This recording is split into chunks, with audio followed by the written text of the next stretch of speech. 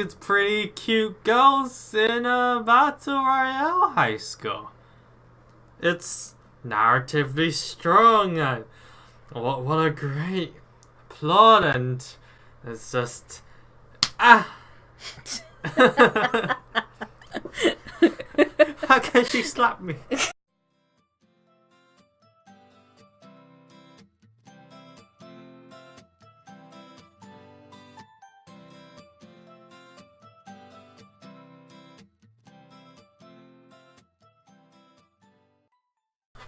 Hey guys, welcome back to SWRUManga's weekly Sunday podcast. Say hello to our recurring and forever recurring co-host, SWRU-Chan. Hello. And I'm SWRU-kun, and together we're SWRUManga.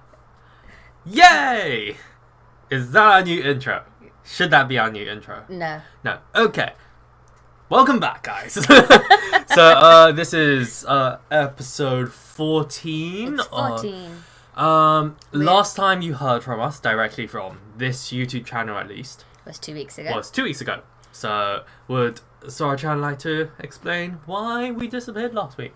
Oh, so In case they didn't see our Twitter messages. So last week we did our first collab podcast with the Manga Forum. Ooh. Yes, and we recorded that podcast instead. So hopefully that'll be on their channel soon enough. Without any technical issues, etc. And when that's up, we'll kind of just link it through our social media, and we might put out another just a video, a short little 1 minute video, just saying go over there to see that podcast, one. Yeah. That was good fun. It was really good. We talked about Koe no Katachi. Koe no Katachi. That was the entire focus, basically, of the conversation. Yes. And it was nice. We read the manga. Yeah, it was nice to hear varying opinions across the spectrum. So, the people we did the co-op podcast with, Co-op? Collab? collab. You can English. Yeah, they were more kind of positive, on the positive side. So, Lara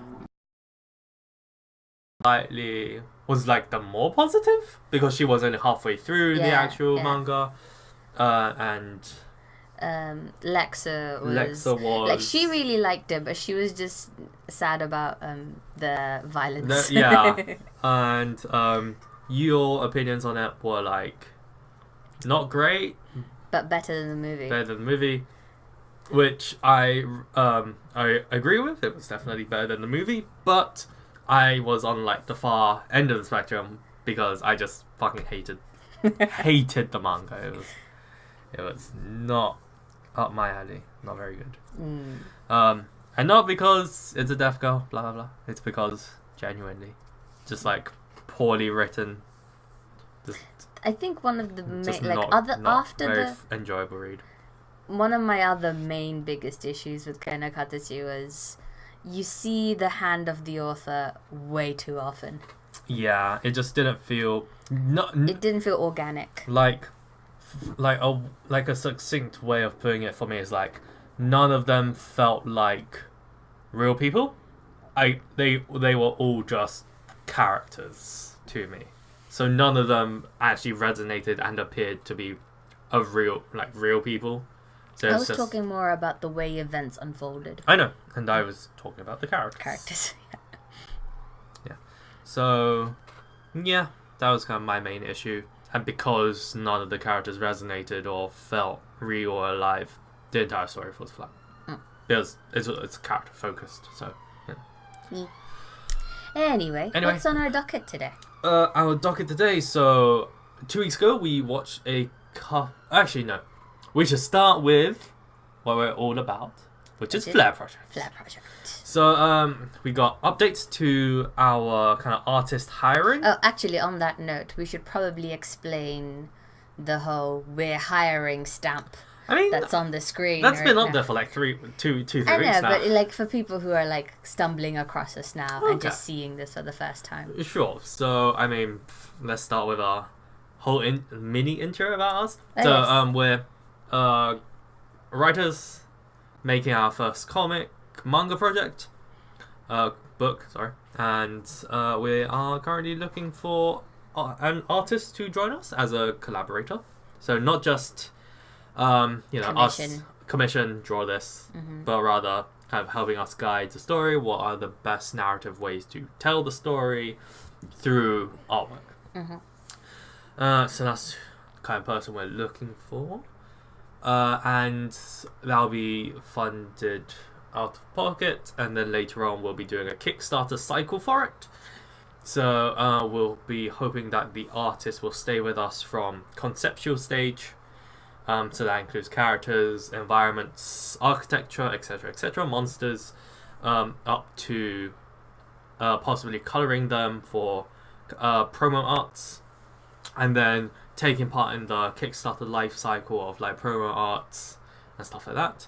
And then after that, it will be the actual manga pages, black and white, stuff like that.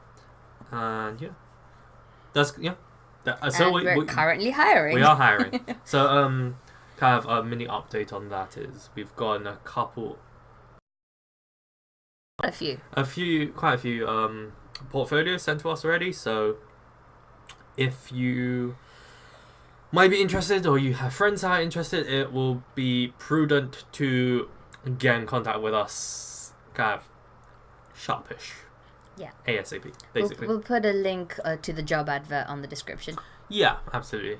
So yeah, we also, do we have anything else to talk about? Because I didn't go through the actual full docket yet. We haven't really done anything with like the narratives or character stuff because they're pretty down pat and solidified. What we are doing right now is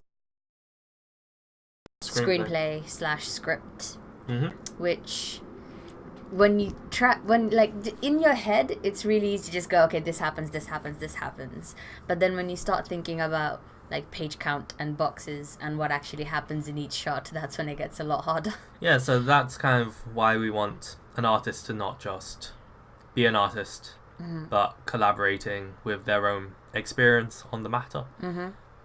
But yeah, we'll be definitely setting out a rough script of sorts, and what we want to happen per page, and stuff like that, to help the process along as much as we can. But then again, that's further down the line, since we're doing concept stuff first.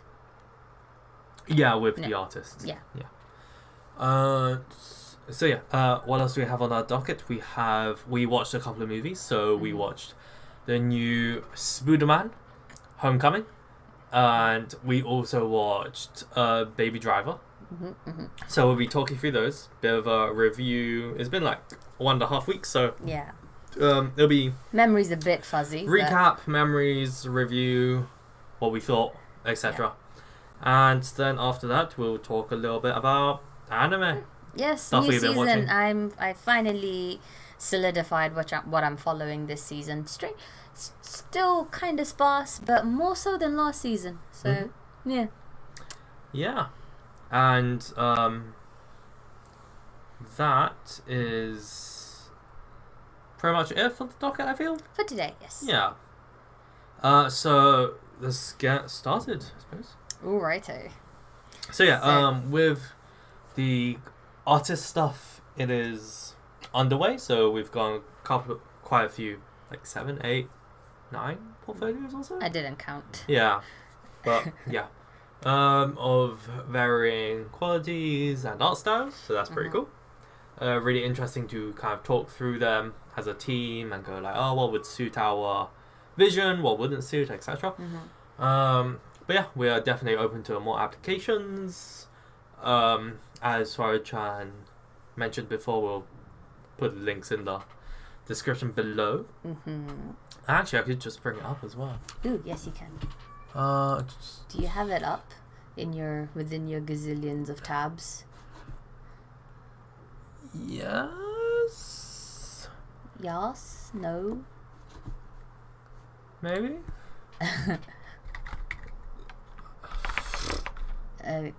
Do you not? There's. Is this one view page? Yes. There you go. Sorry, give me 1 second. My computer sucks. And this Slaw. Slaw. I'm finally buying a new one, so that's pretty sweet. When is it coming? Is it still pre-production? It is still pre-production. Starting tomorrow, hopefully. So we'll see. Alright. Yeah. Let's bring that over here. Ta-da! Cha-jan. So, yeah, we have a website, SWRUManga.com. Friendly reminder. /hiring, so, you know, just on here, there's plenty of description for the details, the kind of art styles we're looking for, what kind of skill level we're looking for, what the tasks are going to entail, how to contact us, so there you go. And of course, it's a paid position because, you know, we don't want people working just for exposure. It's not That's good. shitty. It's not good. It's shitty. So yes, yeah, we're looking at some kind of freelance websites as well. So we're playing a part in the recruitment process as well. By actively searching and reaching out to artists as well. Yeah. Yeah. Oh, speaking of which, because we've been looking at these pages and looking at freelance artists and reaching out to them as well, piece of advice to any freelance artist who might be listening to this: if you have an account in one of these, you know, artist freelance websites, please remember to include a portfolio within the within your account, please. Oh yeah.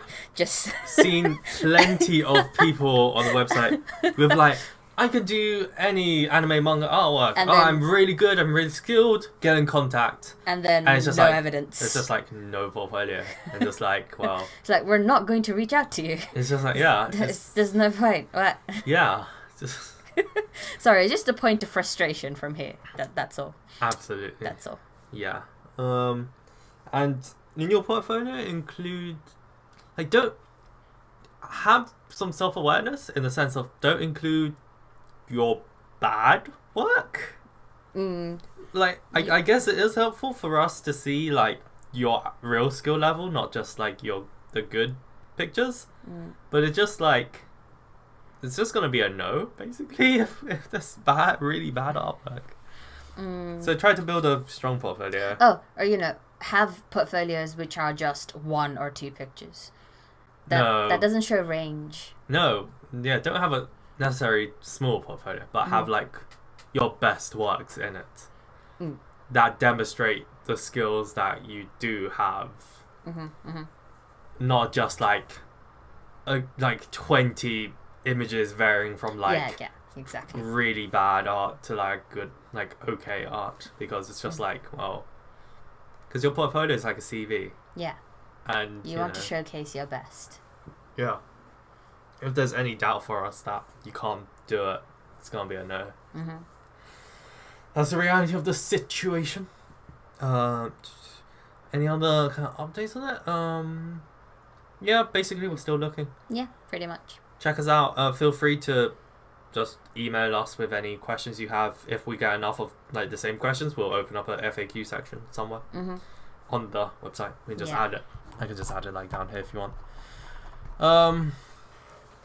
Other than that, if you have any friends who might be interested, send. Please forward. Yeah. But yeah, that's about it, I think, on the topic. Yeah. Anything else you want to add, SWRU-Chan? No. No? No. Cool. I mean, maybe we should briefly outline what we're looking for. So someone with sequential art experience. Ah, yes, right. Because ideally we would get an artist who will be does with the entire process. Yeah, is with us for the entire process. So they kind of get to grips with knowing what the story is, what the themes are, what we want, like the feeling and atmosphere of the manga to be like from the conceptual stage all the way to the full project stage. Yeah, because at the end of the day, if we just commission someone to just do the artwork, then I feel like that disconnect, that emotional disconnect or like knowledge-based disconnect between the artist and what we're trying to get across in the story is going to show. But if the artist who's working on it has a fundamental understanding of the story and the message, then they'll be able to put their best into the artwork itself, and I feel like that will definitely come across. Yeah. You do your best work when you care about what it is that you're doing. And the only way you'd be able to care about this is if you know the story and understand it. Yeah, absolutely. I totally agree. So yes, ideally we'd like someone. But absolutely, we'll be happy to like brief you on what we're about and what the story's about. But if you do like research on us, that'll just save us the trouble, which is pretty sweet. But you know. Yeah, I think that's. Yeah. All right, we didn't outline what we're looking for. So. Yeah, kind of the things we're looking for. Strong at perspective, action, fire. Fire is a kind of main aspect of our manga. So like flame effects. Should I mention this? Which is one thing we'd most likely ask people who send us their portfolios is, so we have flames of different colors that need to be depicted, and in a manga where you're dealing with black and white, of course, how would the artist who's sending us the portfolio depict those different colors in that format? Yeah, is something we would ask artists to do for us, to kind of just see how they'd approach it. Yeah, kind of your logic and your way of thinking regarding it, because we really don't want we ideally would want someone who has their kind of own ideas and own takes on the depiction of what we want to depict. So yeah, really looking for an artist / collaborator. Yeah. And monsters, obviously. Nothing too like gothic horror-y. It's gonna be like not too a bit on the lighter side. Yeah, it's not gonna be too out there. So not as much Claymore. Not so much Claymore, more of like... I don't know any good examples. Trying to think. More of like... SWRU-Chan? They had monsters. That's very cartoony. I don't know. But like, nothing too hyper-realistic. Yeah, not like Claymore, basically. Yeah. And there's not gonna be gore. There's gonna be injuries though. And kind of injuries and a little bit of like scarring and burnt skin. Yeah, we'll mostly have those covered with like bandages and stuff. Yeah, but just like a like Fire Iceman from Boku no Hero. Yeah, something like that. Fire Iceman, Todoroki from Hiroaka. Yeah.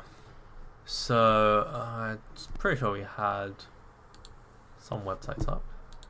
There you go. Yeah. Book no Hero. So if this will load, it preloaded earlier, but now it's deciding reload itself. Reload. So that's fun. Basically, he has like some scarring on the left side of his face due to burning. Where is he? Oh, there he is. You can't see it. Oh, you can't see it. Oh, for frick's sake. Yeah, basically. Oh my god. Google, help. Why are you reloading again? Annoying. Yeah. Oh, there he is. There he is, right there. There. You know, that patchy kind of scar tissue. Yeah. Something like this. Is that actually from the manga? Yeah. But like, yeah, so something like that, I guess, is the most that it'll be, really. Yeah.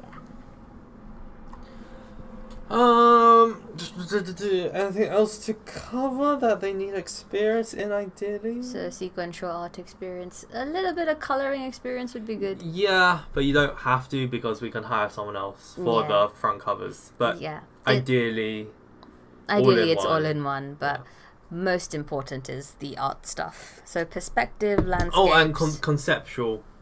And conceptual, of course. Yeah. So really important currently is the ability to kind of work with us in terms of conceptual designs and like having some of your own ideas to bring to the table in regards to kind of our ideas. which we'll talk through with the artists at that time.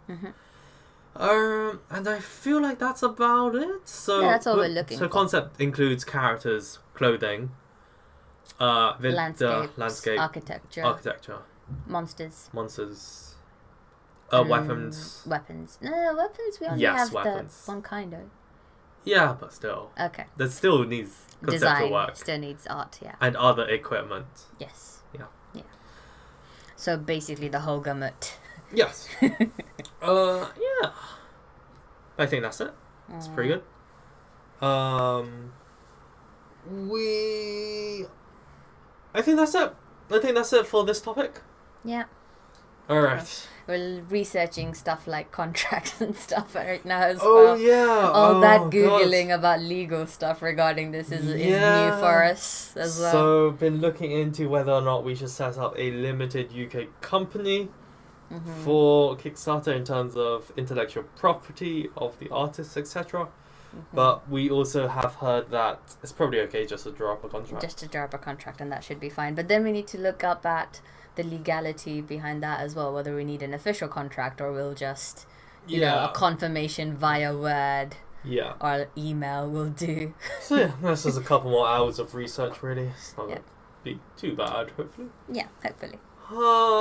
Yeah, so a brief outline of what we are looking to do legally is that we keep the rights to the characters and the stories, obviously. In terms of the artwork, we will take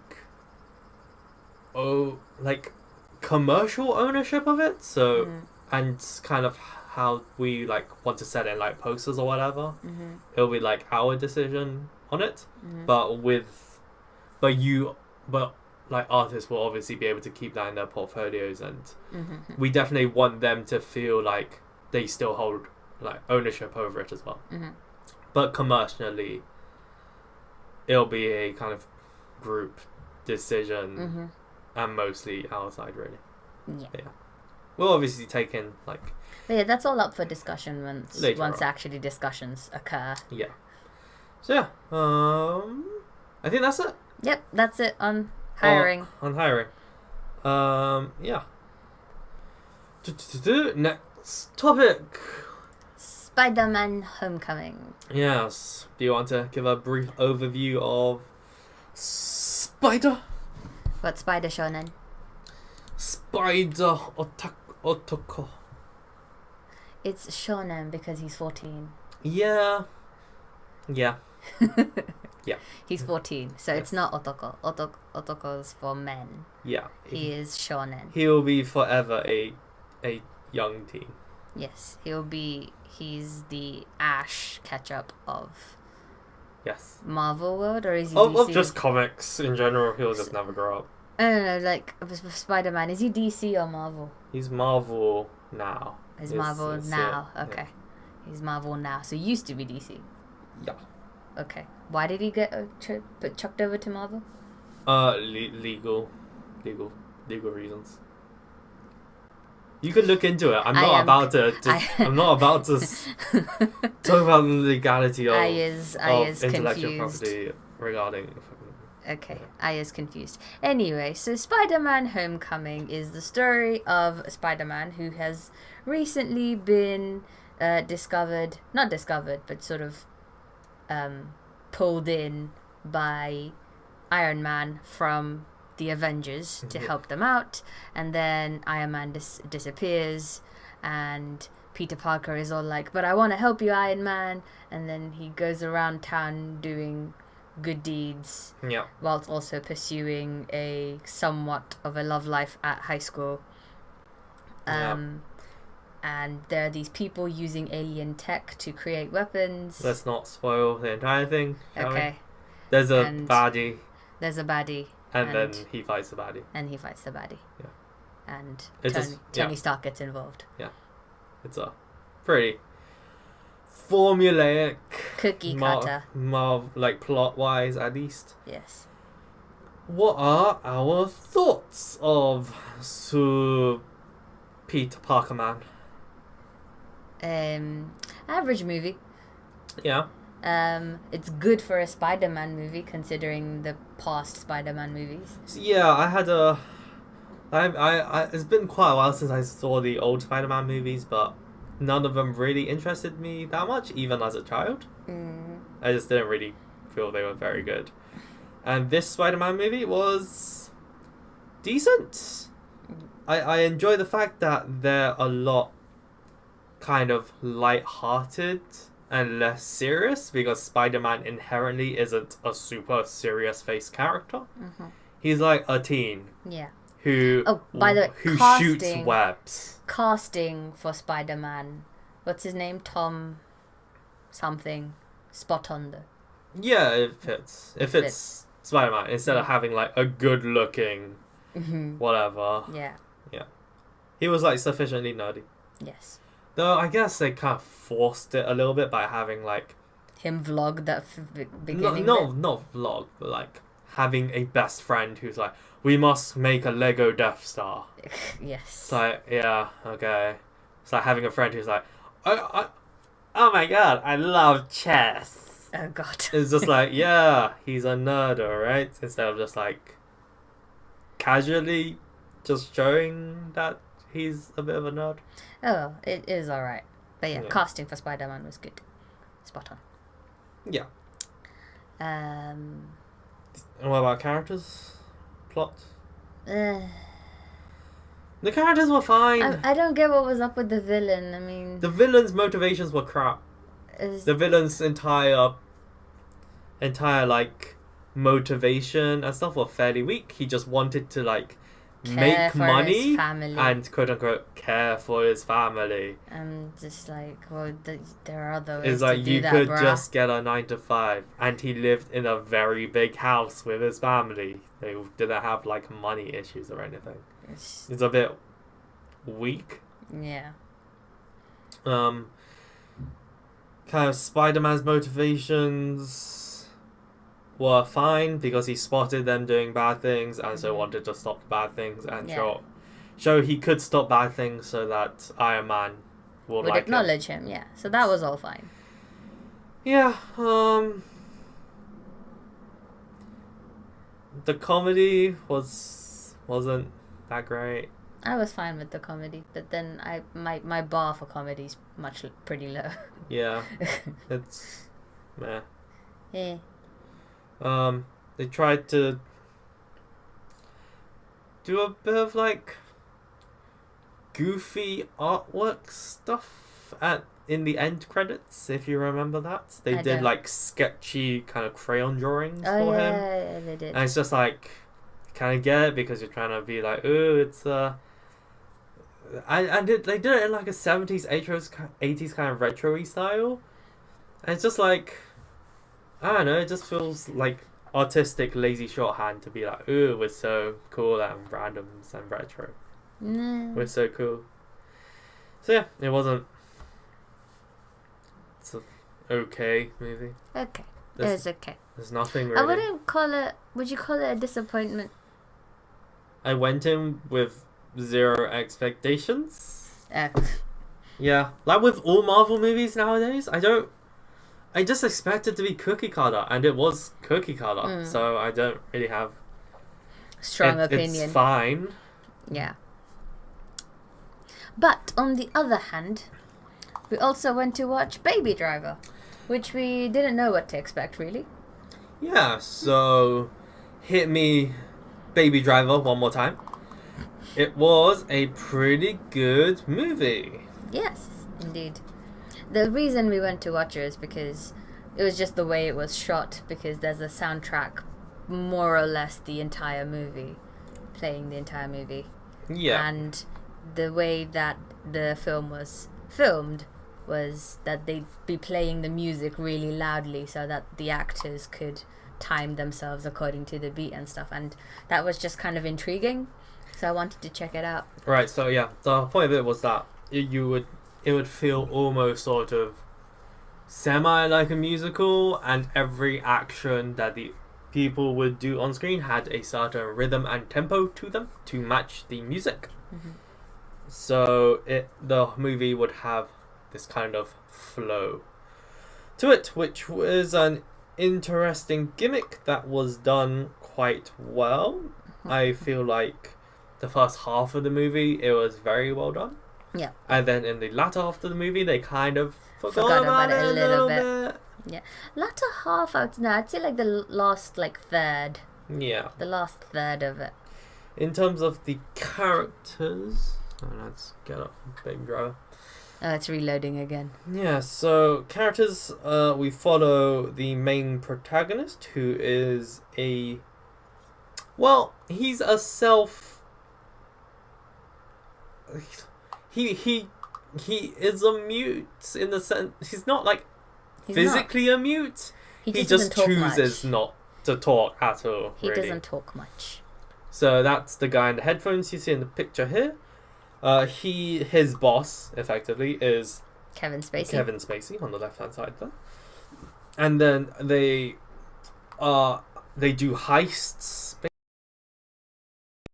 and they have a rotating kind of group of other people in the team, which include Mr. Man with Gun on the right hand side, John Hamm, and then we guy have who keeps reminding me of Hugh Laurie, and then there is girl who keeps making out with John Hamm. I don't know what her name is. I mean, it's Jamie Foxx, right? The other guy. Or is it Elza Gonzalez? It might be Elza Gonzalez. Or Lily James, one of them. Lily James, I think, is Debbie. Right. And then there is... No, Jamie Foxx, sorry. That's Jamie Foxx. That's Jamie Foxx, yes. Yeah. Right at the bottom left. Yeah. His character kind of sucked. Yeah, because he was just meant to be like, I'm crazy, like the Joker. But he's not. And a lot of that character's actions would drive the plot. Yeah. And he was just so unlikable. I mean, none of them were likable. None of them were really likable. I mean, only Ansel Elgor's character was likable. Yeah. So, yeah. But overall, the movie was good. The action was pretty good. The actual plot was fine. It later became kind of a Romeo-Juliet thing. Not really Romeo-Juliet. It was the whole Bonnie and Clyde thing. Bonnie and Clyde. Yeah. Between the main protagonist and Debbie, who is a waitress in a American diner. Thing is, her character quickly became the kind of prize for the main protagonist to win at the end, especially the way that they shot her kind of like sexily dancing next to a car in the main guy's dreams.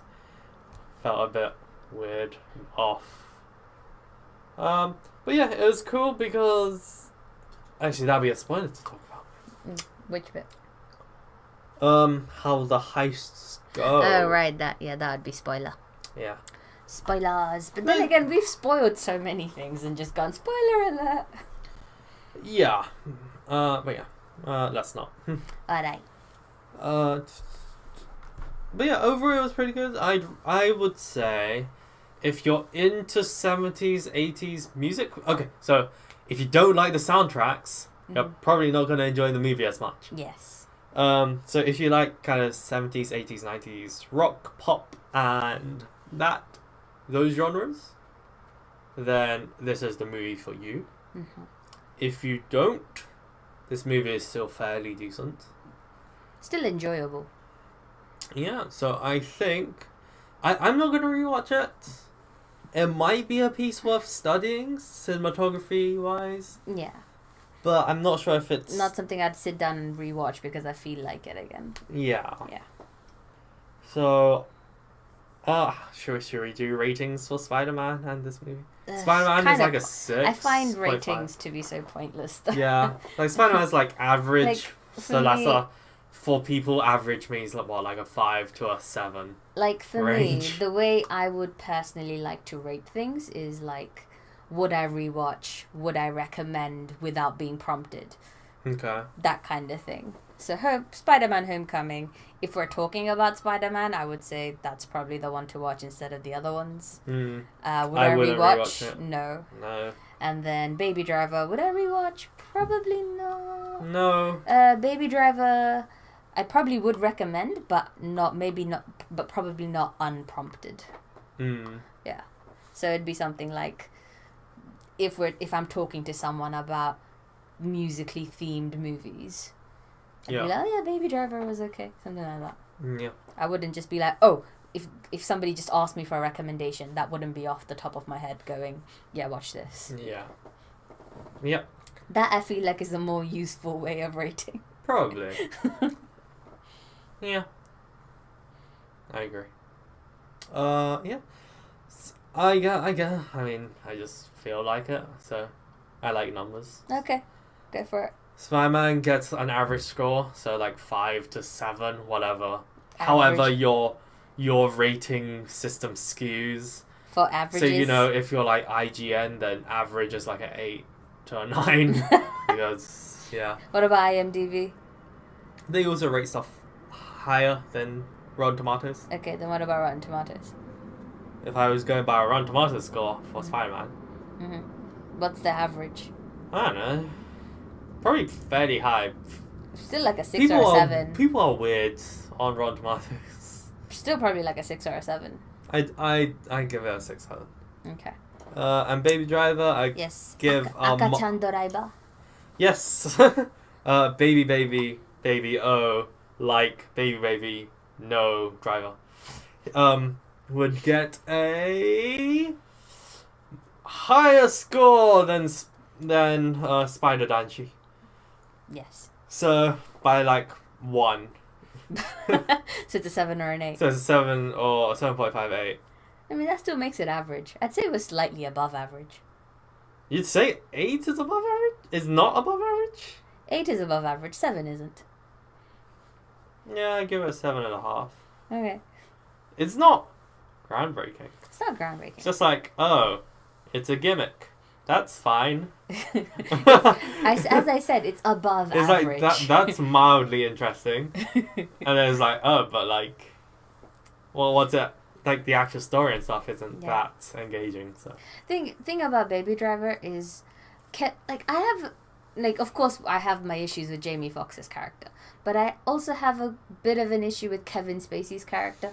So yeah, he's kind of like, he fits the role of like the hard ass, slightly like mafia boss. Yeah, ringleader thing going on. Yeah, it's like, you're gonna do this job, or I'm gonna break all your legs. Yeah. So, yeah. And then later on, he changes that viewpoint. And he kind of 180. He becomes a hero character. Yeah, and there's just no way his character would do this. Yeah, and for the reason of like boy and girl. Him actually caring about Ansel Elgor's character. And I was just like, but you never indicated this at first. I mean, yeah, he always said to Baby that, you know, we're a team and we care about each other, but I thought that was just lip service, and it's actually just, oh no, you're my bitch and you're going to listen because to me. It was. He even demonstrated that he was his bitch. Exactly. And then at the end he becomes this hero character and just saves him out of goodwill, apparently. Yeah. And it's like, I was very confused. Yeah. Very much. Oh my god. We don't have any water. Keep them busy. Keep the viewers busy. I'm gonna get some water for us. Keep the viewers busy. How? Oh, I know. I'll talk about my anime. Yeah, go for it. Anime. Where is this mouse disappeared?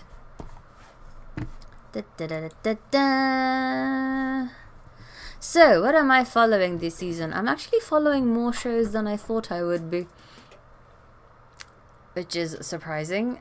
And the other surprising bit is that many of the shows that I thought would be crappy and I wouldn't like, I'm enjoying, and many of the shows I was like, ooh, this could be interesting, is turning out to be not so interesting.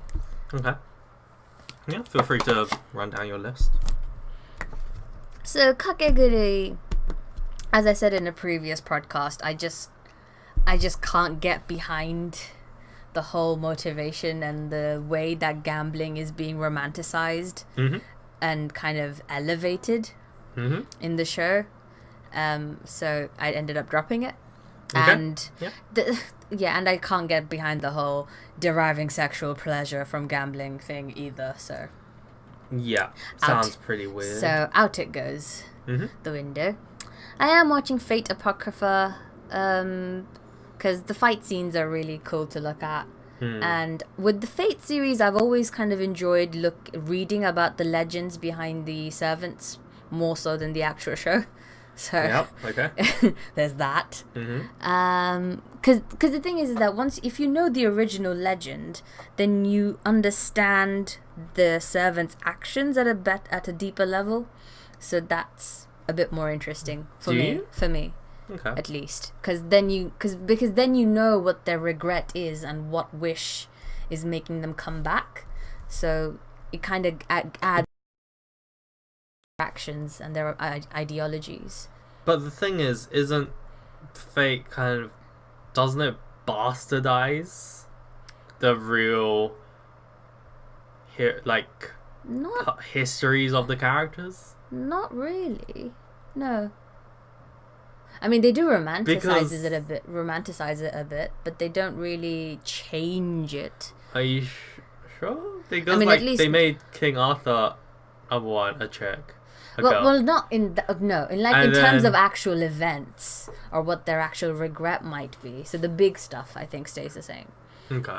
Like they made Mordred female as well, but Mordred is also meant to be male. Yeah. And they made Frankenstein female as well. Frankenstein's monster. Right. So. Okay. So what did they do in regards to Frankenstein's monster's regret? Wish. They haven't it's said about that. Wishes. They haven't said that yet, but I'm guessing it's going to involve something about being liked or being. Also, not Frankenstein's being monster isn't a historical character; it's a fictional character. I know, but in Fate they do say that you can have fictional legends. What? As well? Yeah. What? Yeah, it includes fictional legends. Really? Yeah. That is stupid. Oh, my hero is Superman. Superman. GG. I know, but Superman needs to have some kind of but he needs to have some kind of regret and wish to be reborn as a servant. How would King Arthur have a regret to want to be? Did you not read my blog post? I talk about King Arthur's regret and what makes Saber come back to life. How do characters have an awareness of the Holy Grail and shit? It's just writers' bullshit. So why not have Superman? Because he's OP. Because Frankenstein technically can't fight because it's just a lumbering semi-homunculus man. His entire story was about not being human and not fitting in, and people hunting him because he was a dark reflection of mankind, almost, of the various aspects of humans. That's probably his wish then, to either A, be human, or be a real boy. Why is Pinocchio not in this? Or how can Frankenstein fight? Please explain to me how Frankenstein fights. I don't know, he has some kind of staff thing. Jesus, Sorry, she has some kind of staff thing here. Oh my... See, this is what I mean when... Because they take... They're taking characters from stories where the story is kind of what makes the character important and kind of the themes that come out of the stories, and then just go, but people know that character, so we're gonna take that character and then just make them fight. It's like a big death battle. It is. It's just like a jerking off death battle. You might as well throw Sherlock Holmes in there eventually, and then let's bring in Winston Churchill and let's bring in Obama. Famous people, just famous, legendary people. I don't know. I personally feel like it adds to it because if they were always soldiers, famous soldiers, or if they were all part of some kind of military, if they were all some people that fought in the stories, rather than fucking Frankenstein. Yeah, but they have like freaking people from mythology as well, like Atalanta and Achilles. Yeah, but oh my god, it's just a massive, just no thematic sense in how they pick characters. No, they just. It's just the writer going, "Oh, I heard of this guy. Oh, no, he sounds pretty sweet. I can imagine some powers for him." No, I think it's pretty cool. I personally like it. Frankenstein. Yeah, because he's got a legitimate regret. Everyone wish. has regrets. Why would they pick just famous things? Famous people? I don't know. They need to be different instead of, I guess, just human. How is picking famous people different? It is like the most boring thing you can do. It's basically Death Battle. Yeah, but they're getting people from... Because Death Battle is based on what fans want. So they want to see Superman fight Goku. Yeah, but they're getting people from either history or mythology or legends. Any or fiction. Classics. Any fiction, basically. Any famous fiction. They're gonna get Romeo and Juliet. What powers would they have? The power of love. The noble phantasm is like just making everybody orgasm. It's just like there's no thematic sense to why characters are picked. It's not like all of them were like stabbed in the back. It's not like all of them were like historical figures who served to fight. The thing is, if you look at Fate Stay Night and Fate Zero, all of the characters are people either from legends or from mythology. Yeah, or which from, made like, sense. real Which was warriors. like fine. That was the case with Night and Zero. Yeah. Apocrypha's the only anomaly where it has Frankenstein. Yeah. But then Frankenstein's the only one. Actually, no, we haven't met a lot of the other servants yet. But except for Frankenstein, all the other ones are from mythologies and legends. And yeah, but it's just armies. like, why not get like Alice in Wonderland? I don't know. Too frilly? I don't know. Don't ask me. You can. It's just stupid. It's just stupid.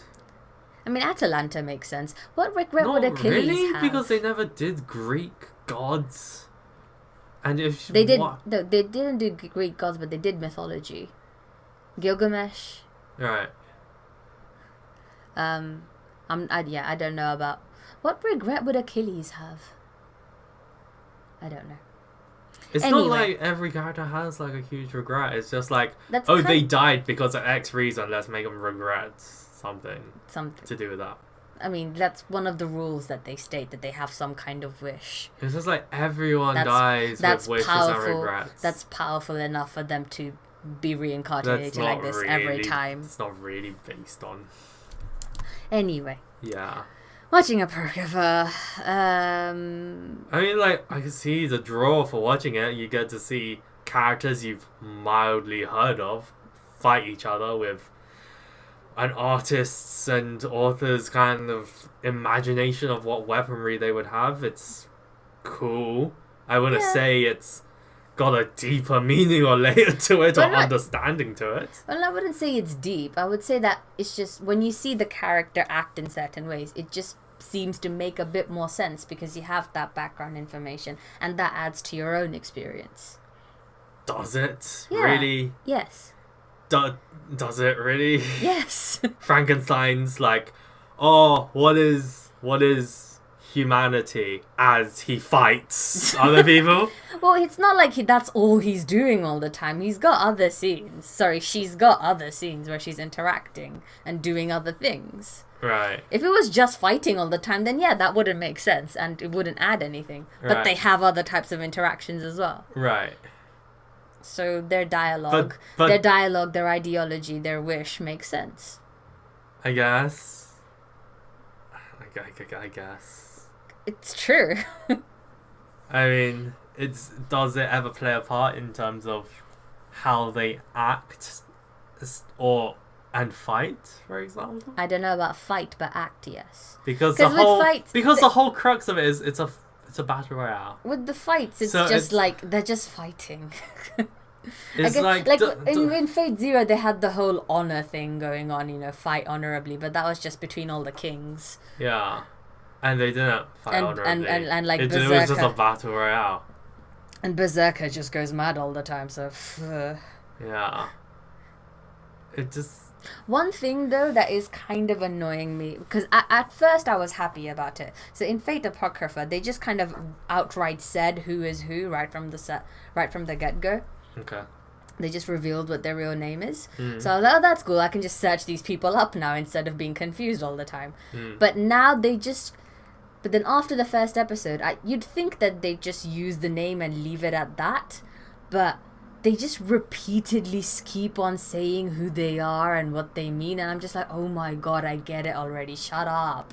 Okay. So, I kind of wish the whole Fate Stay Night, Fate Zero thing of them not revealing their real legend name would just come back. I can search them up instead. Okay. Anyway, next up is Gamers. So... when I first saw the synopsis for this, I was like, oh god, this is just gonna be another high school rom-com, ecchi, BS stuff. But it's actually quite cute and funny. And... are they really? Yeah. Okay. Yeah, the characters... like, I hated one guy first, but then he becomes likable. The main character is meant to kind of be a trope turned upside down, but I guess she's kind of ignorable. The rest, yeah. So she's a trope that's meant to be turned on its head. Yeah. But you ignore her because because she doesn't turn up on the screen that often. And, right. Yeah, and it's like it's funny at times and annoying at times. So I kind of just. I'd like to hear how anime does anti-troping. So she's meant to be the whole trope of, perfect princess who has this one quirk of liking games. Okay. But the whole gaming bit kind of gets thrown out the window when she falls in love with the main character and she's just kind of dopey now. I don't see how she's an anti-trope. She's meant to be the trope of being the perfect lady. But then they made her the perfect lady who's dopey. Yeah, but that's also a trope, isn't it? Now it is. It didn't used to be. Okay. But anyway, yeah, I'm enjoying the show. It's light, it's breezy, and I think it doesn't... It does the whole gamer, gamer popular... justice, I suppose. It still goes the comedy angle, but it doesn't make gamers look like, oh, they're all nerds in glasses who are fat and don't know how to do anything else. Yeah, but they have pretty girls and guys. Oh, that's just the main girl. She's elegant and shit. They've got other characters as well who seem normal, and yeah, just usual gaming characters who like gaming.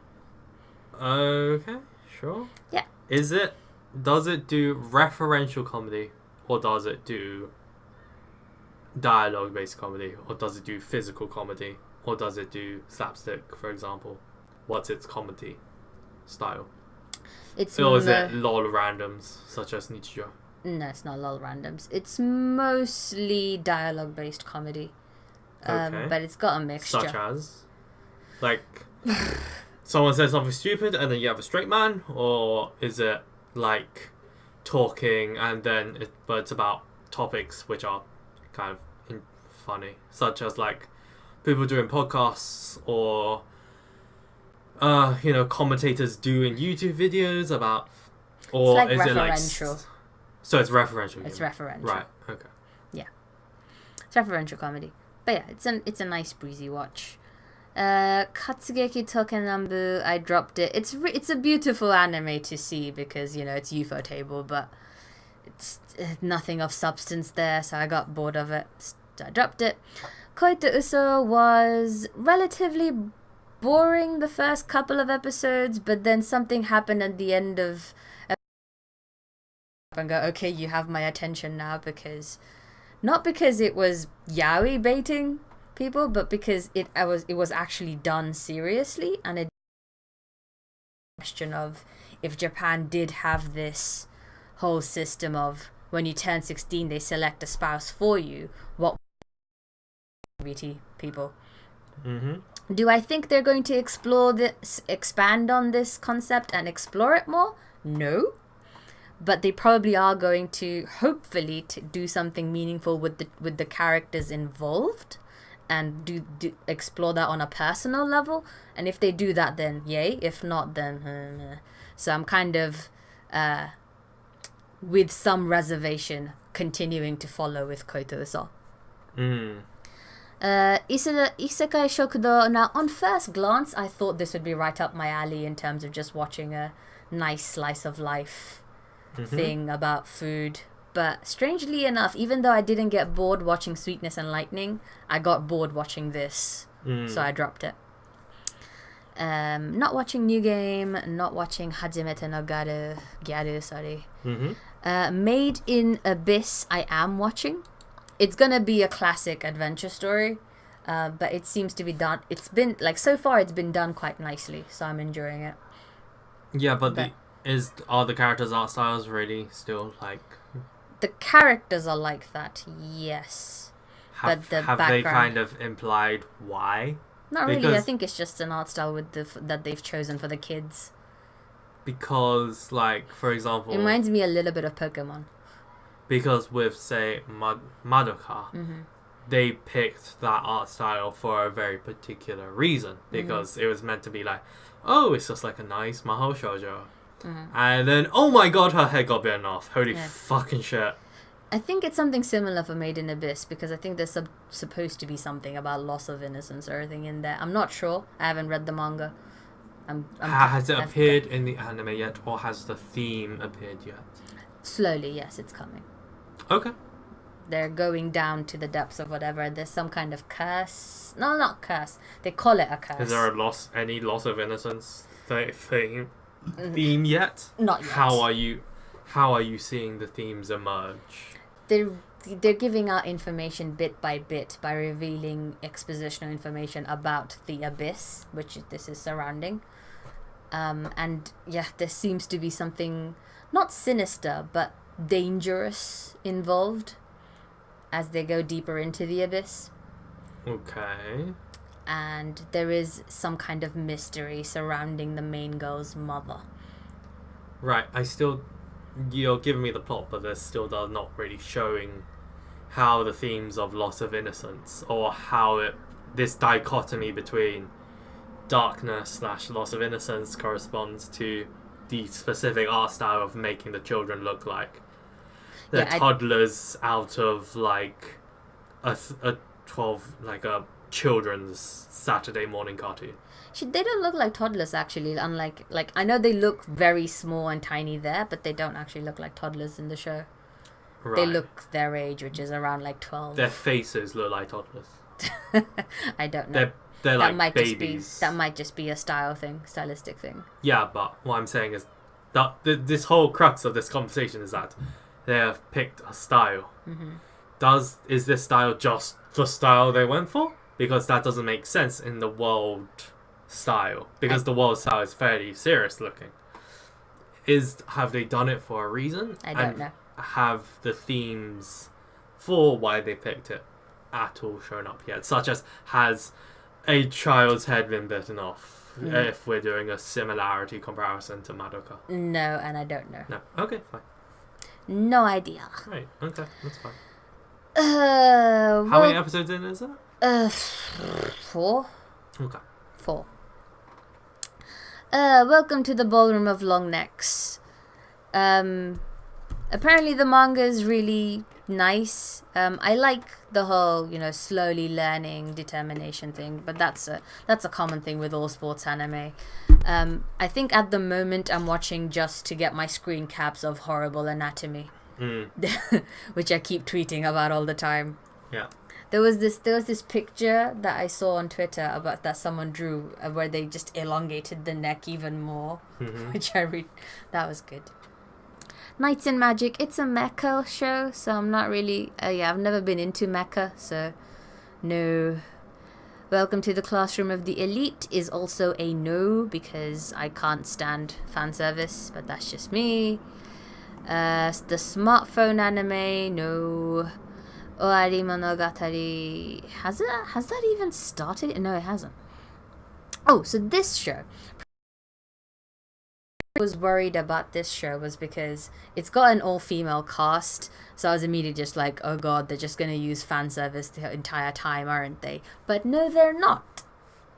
And I'm actually really enjoying it. So it's a group of girls. They are spies between a divided... So this is really weird. All of their uniforms have their tits showing in white. Yeah, but it's not... Like, very obviously showing. Just like, that's their tits, all in white. And like, the rest of the body is in like black. It's like drawing attention to the tits. I never really noticed too much. Yeah, because you're desensitized to the really obvious fan service of like, here are the tits, boys and girls. Mostly boys. I mean, it's not really like too very obviously. Really? Cause she's literally got her arms like underneath her tits. That's because that her entire she's the one character who likes to use her sexuality, like just her. So I'm guessing that's why she's got the whole lifting boobs up with arms underneath thing. Anyway, so this is the strange. The setup is that it's England, but they've got this whole wall thing going, like East and West Germany. Mm-hmm. So I'm just like, okay, I get it's a fictional world, but this is just weird. Is it in reference to Hadrian's Wall? Who? To Google. Hadrian's Wall. That's not what they called it. What did they call that? I don't remember. We're in a bit. Also called the Roman Wall, Pix Wall, or Valum. Defense fortification Roman province of Britannia. Maybe? I don't know. Yeah. Like it divides up the UK. Huh. Nope, no idea. Okay. Is it there, or is it like in the middle of London? I don't know. Okay. I'll explain to you in a bit. Right, because yeah, it divides the UK. Okay. Okay. Anyway, so the reason I'm enjoying the scenes I enjoy all involve the girls interacting with each other and them being on their missions, so their spy work basically. Whenever the actual political part that's involved in the show comes on, and there are these group of people in this room, kind of, and they're basically headquarters, and they decide what the girls do, and they talk about the politics of everything that's happening and all the exposition behind what the political climate is like that these spies are working in. I just completely tune out because it's done so boringly. Okay. It's so boring. Literally, these people are just sitting in a room and talking and giving you all these names and what their position is and what their agenda is, but it's not done in a very immersive or in a way that draws you in. So every time that happens, I just tune right the fuck out. So I have no idea what this wall is doing. I couldn't give a shit about why the spies are doing their spy work, but when I'm watching the girls themselves and their personal motivations and what they're doing, I'm engaged. So it's kind of a very weird show in that sense, but overall I'm liking it, so still watching it. I mean, if I'm not able to be intrigued into the motivations of drop straight up like their personal things I can get behind. So right now we only really know two people's motivations, but when they're on screen I'm able to get behind them. But then the whole political aspect, when that comes in, and I'm just like, I don't know what you're going on about. So like their actual job stuff, motivation and aim. Yeah, so I know they're doing something spy. So the whole why premise, they're doing it, I have the no idea. Entire premise and world, basically. basically. That's a fucking drop then. I don't know, I'm attached to the characters. Sure. But it's a fucking drop because it's narratively shit. It's narratively shit, yes. So, it's narratively shit. It's fucking failed. So it goes in the bin. Yeah. Pretty simple, cut and dry for me then. Yeah. 次回の支配 潔癖男子. So I watched the first couple of episodes thinking, kind of enjoying how funny it is. But then by the third or so episode, I was just like, you're like, they just... So you've introduced this character who is a germaphobe and absolutely cannot stand getting dirty, and he's playing football. And how quirky. And he's kind of finessed his skills to the point where he knows exactly how to play well without getting himself dirty. Like, okay, great, fine. You have this premise. No. Let me finish. Yeah. You can get into it with that amount of suspension of disbelief? Well, yeah. Holy I can. shit. My bar of suspension of belief is pretty good. So yeah. So okay, fine. Pretty fucking easy. Yeah. So I can. It's like once I get behind the premise, I'm okay. So that initial hurdle, I'm willing to let pretty much anything fly as long as you stick to your fucking rules. Yeah. Yeah. Yeah. But that's the thing. Stick to your rules. Yeah. They don't.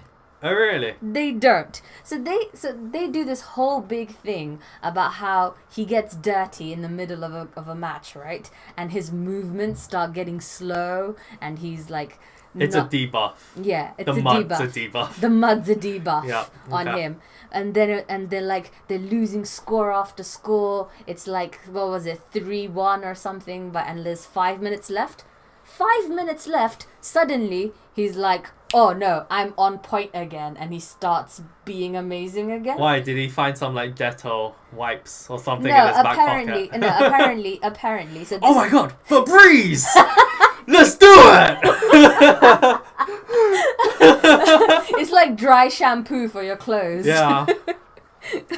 And basically the coach goes, oh, he hates getting dirty, but he hates losing even more. Oh, fuck. Oh. And like saying, oh, if Jesus. it's in the last 5 minutes of the match, he can handle it. I'm just like, well, then what's the fucking point? What's the point? What's the fucking point? It's like, as I said, I have a pretty high bar when it comes to suspension of belief. I can get behind anything. But you need to stick to your rules. Like a low bar, really. Yeah, you've established a bunch of rules for your show. Yeah. Don't just suddenly have this cop out thing. Yeah. That's just gonna make life easier for you. So I dropped it after because that. it seems to be just like a wacky comedy, right? Yeah. To have someone throw a bottle of Dettol at him. Exactly. It's like, oh my god, the bleach! It's cleaning off the mud! Exactly. I'm becoming cleaner. I'm clean. And then just like bunkai. Yeah. And like bunkai clean mode. Or yeah, and that would have been funny. Yeah, just that would be have silly. Like they even show how like he goes into the changing rooms at a different school to do something, and then the girl traps him in there, and rescues him, but he stays behind to clean it for his match. He's like late for his match. Wacky. Yeah, but then it's just so at that moment I was like, yeah, this is bullshit, and I dropped it. Yeah, makes sense. Nanamaru Sanbatsu just didn't find it very engaging, and there was this one character who was such a very obvious character from Fibrain. Yeah. What was his name from the guy from Fibrain? Sorry, I'm asking. It really wasn't. I'm that asking good of a the show, wrong person. So, yeah. I'm asking the wrong. I'm bad with names anyway. So. Yeah. Shokoku no Altair. So it's as just as a thing, like the cover. Yeah. Looks so boring. Really? It's like think of the most generic anime poster Yeah. for like a shonen. Yeah. Let's have the entire main cast just stand, and the main character will look directly at the camera. Yes. Everyone else looks to the Away side, whether from the left camera. or right. Yes. And let's have just like a miscellaneous, fucking like a camera flash Camera flash. It's like, that's the sun. Is it? Is that the sun? I think that's the sun. It's just like a yeah. Anyway, it's another weird one where basically where the individual characters I'm attached to and I understand their motivations and what they want to do, but every time the political bullshit comes, I just tune out. Because they just mention all these terms and all these names that have no meaning to the audience. It's just like, I understand that you want to create this world, but you need to give each thing some kind of meaning that the audience can attach it to and therefore be engaged. If you're just going to throw out names and say, oh, they want to do this want to do this, it's just pointless and disengaging. Kind of ruins the immersion. Anyway, but I'm sticking with it for now. I might get bored of it soon, though. I'm not entirely sure. The Reflection. I watched the first episode. It was kind of weird. I probably will give the second episode a try. I don't know. Vatican investigation thing. I'm starting to get bored, so I'll probably drop it. That's all I gotta say. Sento no Nayami. So I have... It's a nice breezy watch, and I like how they're talking about things like equality and basically using the guise of having... It's Zootopia, except a lot less subtle. Yes, a lot less. A lot less subtle. That's what I get the feeling of. A lot less subtle. Like, straight up. Less subtle. It mentions how there's the whole thing about, so a girl, she's tired, and the centaur goes like, oh, you can ride on me if you want. And she's like, oh no, I'm going to get sent off to the correctional facility if I did that, because in the past they used centaur people to ride as steeds in war. And it's just like... But the centaur doesn't know that, and so offered. What? No, she was just being nice. So she was under the impression that, oh, but I offered, so it should be fine. But then she's like, nah. Her friend is like, nah. Right. Okay. Anyway, so yeah, but then like they don't stop at just racism though. They go on to like sexuality and then like labor laws as well as what was it? So it talks about many different sort of social things and makes a point about it. And then the racism one, they're very on the nose about. Yeah. Like straight up have like PSAs. There's an advert. Jesus. There's an advert, right, where somebody is like, so they're watching TV, and on the TV show someone's like, oh, we're doing first past the post for now, but in the future we're going to have proportional voting, blah blah blah. And one character is like, no, I think this goes against my rights. And then they're like, no, we're going to go for make as many people happy as possible. Oh my god, they even played to fucking political voting systems. Fuck, man. It's like, I'm not saying like it's bad, rather it's like, if you try to do too much, you can in fact not do it well at all. Like if you're trying to make a point about, say, people, racism and people and race. Here's like focus was very much like, we're gonna tell the story of like predators and prey, but it's like an allegory of like humans and race. Yeah, it's like the couple don't stand for the many. Yeah, that kind of thing. And that it does that well and it hits home and it sends a strong message because it was focused on that and created a story showing these two characters working together. One of them loses faith in the other one, and then it's about them making up and realizing, oh, you know what, we're not so different, you and I. And so that's a very tight story. Whereas this seems to be touching on a lot of things. I think the reason it works here is because they Does it work? tackle one thing per skit, basically. So each episode is split into two, and each one is just looking at one thing. That sounds like far too little. And the one that's across... No, actually, I think it... Like, I wouldn't say it's a strong message, and I don't think it's the intent anyway to be very strong in its message, because it wants to keep things light-hearted but still send a message. But Zootopia was light-hearted and sent a strong message. That's how you send a good message. You kind of embed it deep within the actual plot rather than just have characters go like, this is how this happens, and then this, no, that's wrong, it should change. No, I know, that's why I'm saying that it does the racism bit really on the nose, but I think it did other things quite nicely. So like the whole homosexuality thing, they don't bring attention to it, they just kind of offhandedly mention and never treat it as special. So for example, a couple of girls, they're just talking and one girl's being kind of annoying, so the one girl goes to her girlfriend, it's like, will you please do something about her, she's your girlfriend. And then the conversation just continues naturally. Okay.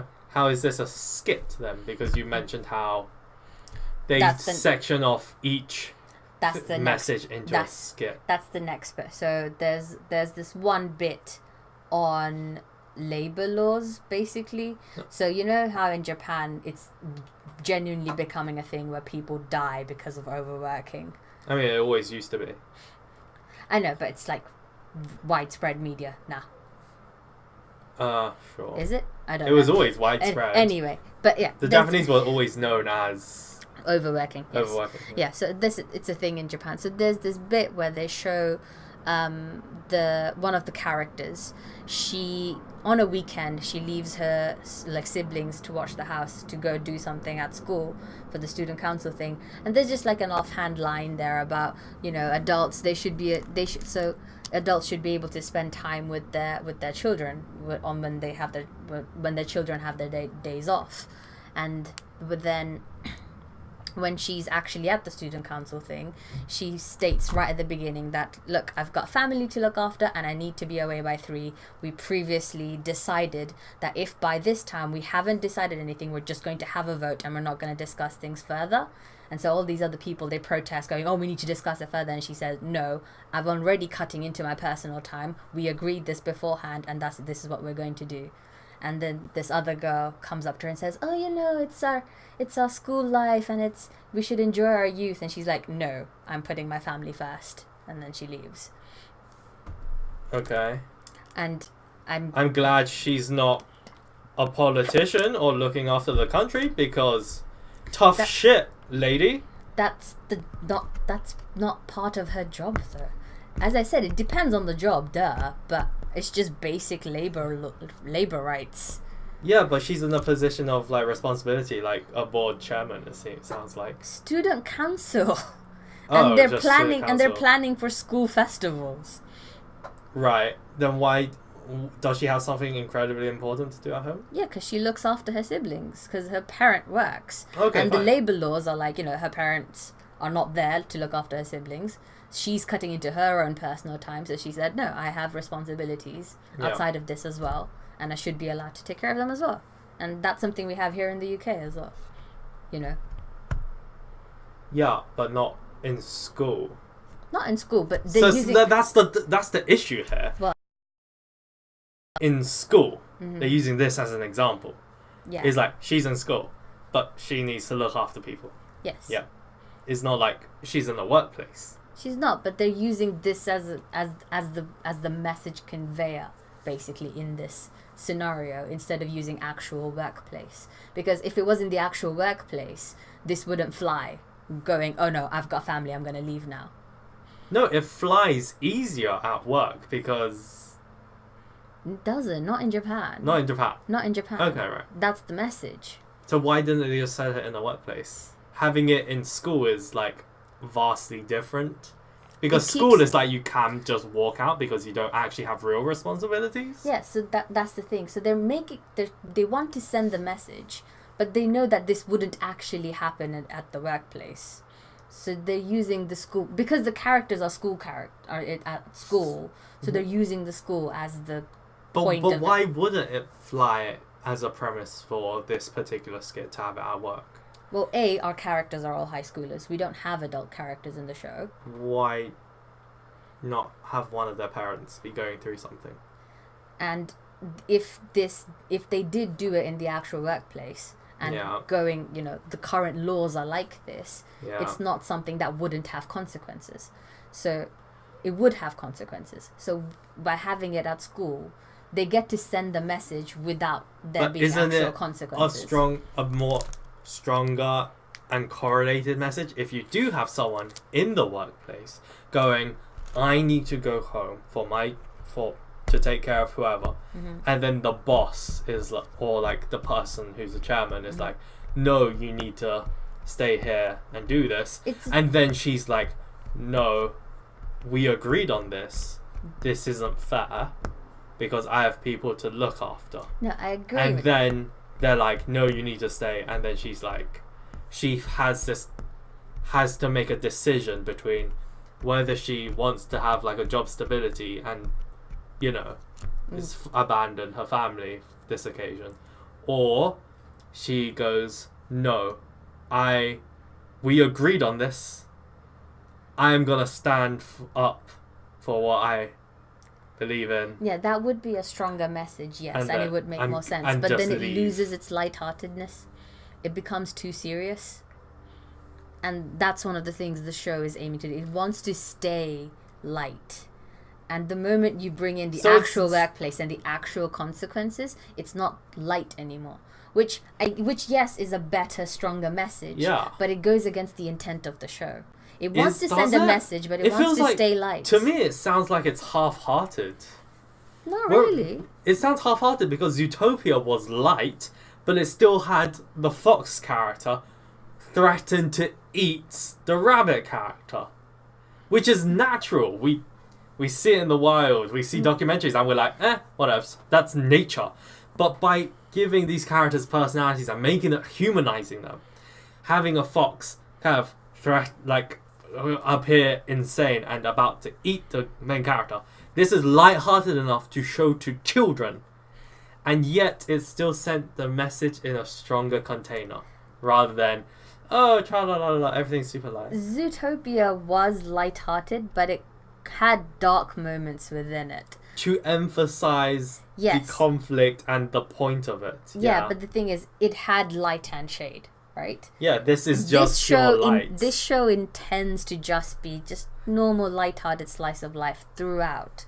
And you can view it as half-hearted, but I just think it's just how it intends because it places no importance on the matter. It places no shadow on it. It just goes, this is something that happens.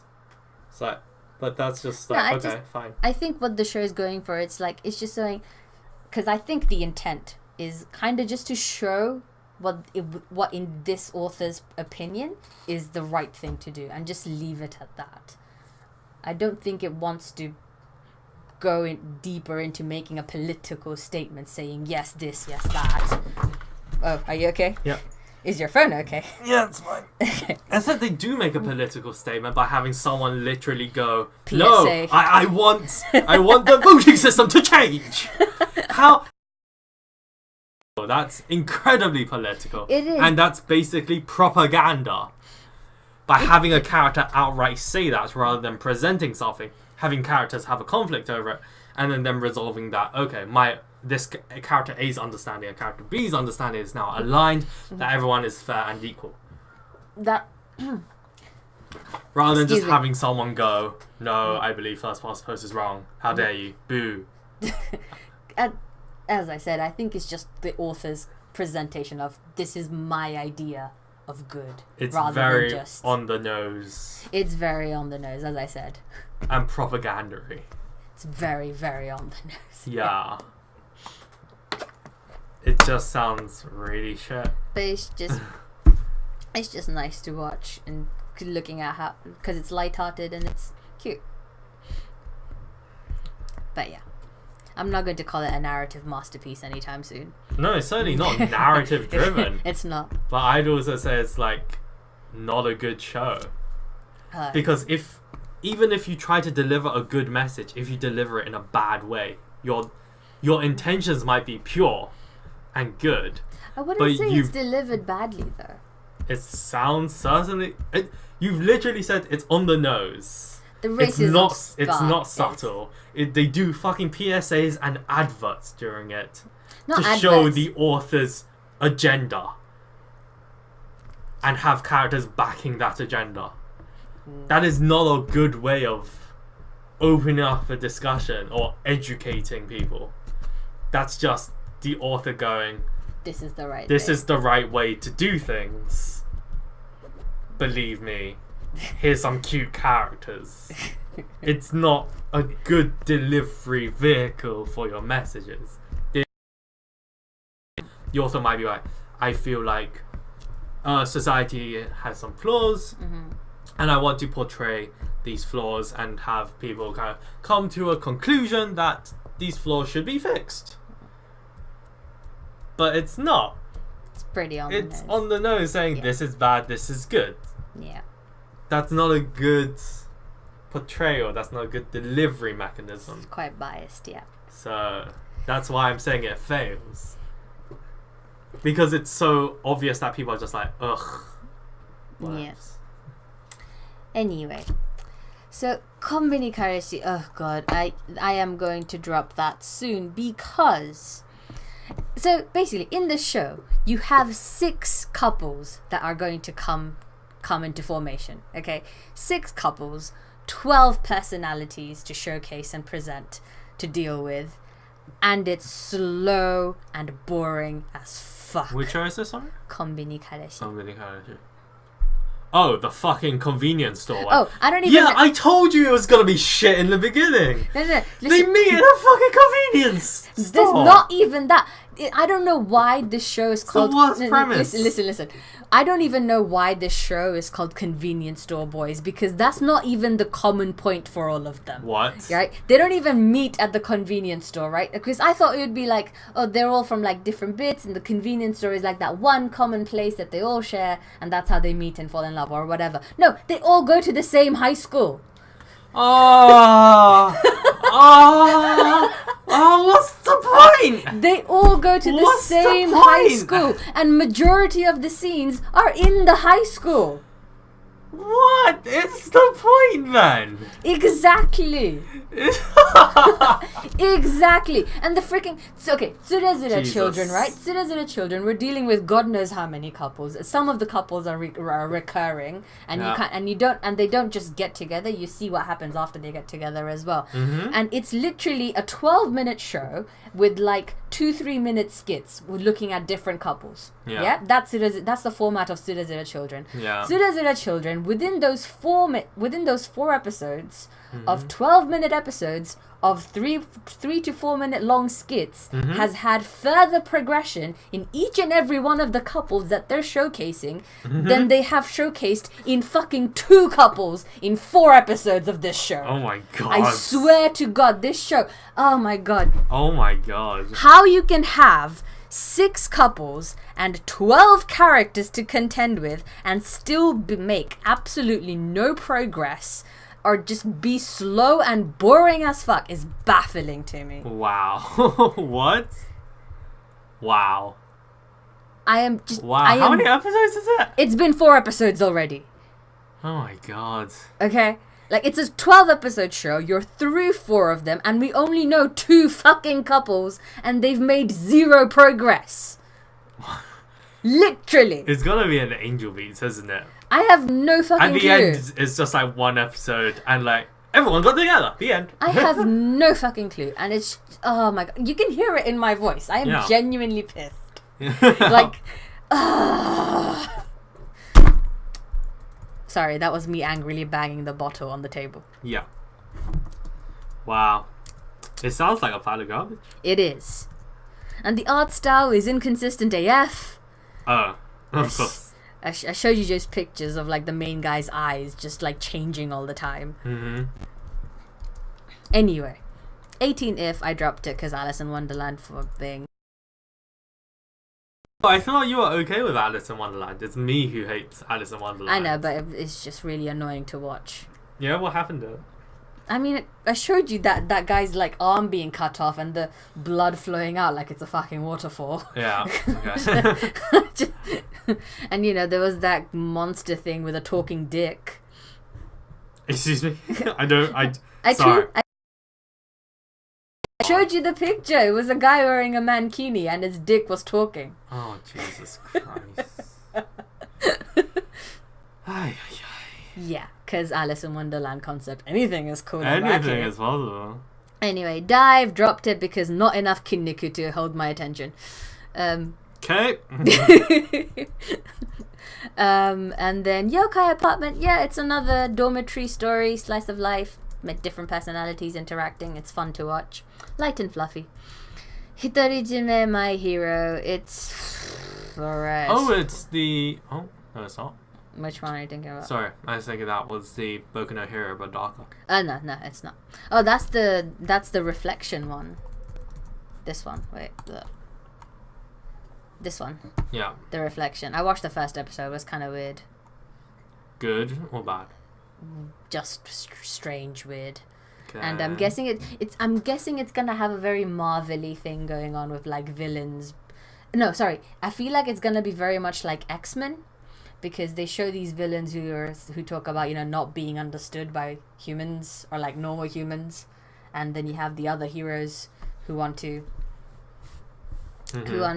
save the world, and yeah, I'm guessing it's gonna be anime version of X-Men basically. But that's from the first episode. I don't know what happens in the second.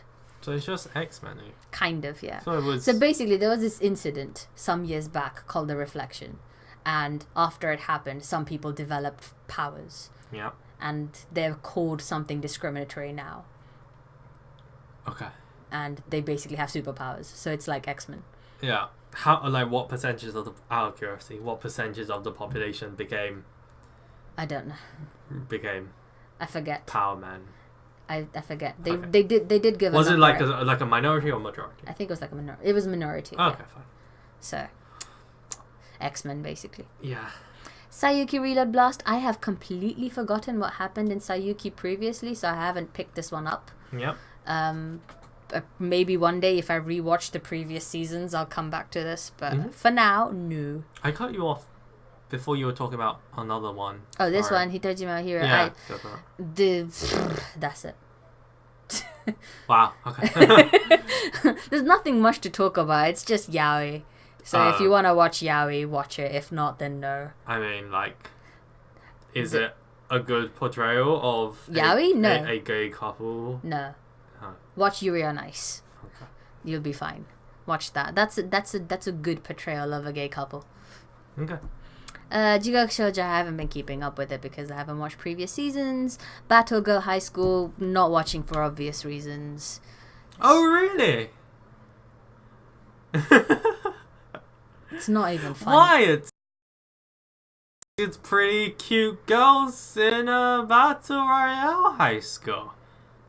It's narratively strong and what a great plot, and it's just How can she slap me? that was just your leg. It's okay. Senshi no 3. I have no idea. Meh. Senki, that's a different season. So meh. Marvel Future Avengers. Meh. I haven't been watching. It's a kiddie show, right? No, yeah. At least it looks like it. Boku no Hero Academia. You wanna talk about that because you're watching that as well? Yeah, Boku no Hero. I've talked for long enough. Yeah, take a break. I'm gonna get myself some more Coke. Yeah. You keep the audience entertained. Will do. Hey audience, it's time for some SWRU-Chan time. Get out of here, SWRU-Chan. Okay, now that she's gone, secretly, I hate SWRU-Chan. And I hate Coke, and I hate sushi, and I hate anime, and I hate manga. Obviously. Anyway, My Hero Macadamia Nut. It is fine. It's still ongoing, and it is fine. So we finally moved past the incredibly boring and long tournament arc, and now finally we have some action regarding the big baddies. So the Nomu, who are weird mutant monster thingies, and the hero killer Stain, who is kind of a psychopathic maniac who wants heroes to become more pure and heroic by killing non-pure and heroic heroes. So I hate you too, by the way. She hurt! So yeah. Just briefing them on Stain and the current. Stain. Hero killer Stain. Stain! And we had an okay fight between Stain, Fire Iceman, Deku. And my legs are pipes, Megane-kun. My legs have engines. Yes. Yeah. And then they fought, and obviously they beat Stain. And then at the end of the episode, Stain was like bound by rope, and then he just broke free. Yeah. And then killed one of the Nomu. Mm-hmm. And then it ended in the worst way possible because he was like, "I'm gonna kill you all, you fake heroes," and the only he unleashed his Reiatsu. Yeah, he unleashed his Reiatsu, which was a crushing force, and everyone started just shitting themselves everywhere. Just like, firstly, it was Deku who was like on the floor, looked at him, and just brown came out of his arm. And then Fire Iceman was just like, his poop was a bit more runny because because fire and ice play with his digestive system a bit more. And then there was drinking something right now. And the old man character who was Guran Torino. His poops were a bit like smaller and rabbit-like because he doesn't have a healthy diet. He mostly eats taiyaki. And then we have Fireman, who is Fire Iceman's father. Mm-hmm. And his poop I call him Fire Daddy. Yeah, Fire Daddy. And his poop was just like pure... water? Pure fire. Because he only eats chili con carne daily. He only eats spicy foods. It's how he keeps the fire going. That asshole. On his face. That poor asshole. He's used to it, but yeah, his poop was just like a flamethrower. Just out of his brown hole. Which is actually a red hole. Like, they actually showed it in the episode. They did a focus camera shot on it. And it was just like, it was actually on fire. And it's just his existence. Mm-hmm. And so, yeah, they all shat themselves. And then as Stain was like about to do it, he just fainted. He just fainted. So yeah. It's the laziest. His broken rib. He had a broken rib that punctured him and made him faint. That's literally never happened. Like, I mean, at least it was unexpected and original. It's just the laziest. Just like, oh, is that a bird? Is that a plane? Holy shit! It's the hand of the author. Smack! What's it doing? Oh, it just poked Stain in the ribs. Oh, he fainted now. Okay. So that was just a fucking piece of shit ending. Yeah. Oh, I'm behind on Recreators. I need to catch up. Yeah. Not watching Shingeki no Bahamut. I dropped that a while ago. I dropped this piece of shit a while ago. This is just boring now, so I dropped this long ago during season 1 sometime. Yes. Didn't watch. No. Icy Girl with Tits. You wanna watch? Short anime series on Sin Nanatsu. That's not short. That's a full series. Oh, it says short anime series. That says TV short there. No, that's literally reading that. Oh, huh. I'm guessing I have no idea. That's strange. Why are you not in the TV short section then? It's 19 episodes. Maybe that's why. Yeah. 2 minutes? Huh. Strange. There you go. It should be in the TV short section then. Yeah, makes sense. Anyway, Zira Children. Adorable fluff. I love it. Okay. I mean, Sure. It's adorable fluff. I love it. Great. Anyway, Ahago, you're watching that with me, so you talk about that. Episode 1 was hit and miss. Episode 2 was mostly miss. Episode 3 had no hits. It's been 4 episodes, hasn't it? Sorry. Episode 4 had no hits. Episode 3 had a little hit. Yes. Yeah. It's a pretty easy graph. If you want to draw it, it starts from it's basically high and it goes steadily downwards. Basically, the fewer lines Akken has, the worse the show. Yeah, so Akken... There is a direct relationship between how many lines Akken has and how many times he throws... What's her name? Bitch girl. She's not really a bitch. Yoshiko. How many times he throws Yoshiko in a wrestling move and how funny the episode is. So, a key factor of comedy, is, especially in comedy with dialogue, is that, and with multiple kind of people, it is about, you have a boke, who is the stupid one, who says like stupid things, and then you have a tsukomi, who is the straight man who goes, "You're stupid," or like, "That doesn't work. Oh, what are you saying?" Or like, "That's not how that works. Nande so that." For example. And you, for the past couple of episodes, they've just had so much Boke and not enough tsukomi. So you just have people acting stupid and stupid and stupid with that, and then you don't get a payoff of anyone, like, enough tsukomi of the guy going, "No, you're fucking dumb. I'll stop that."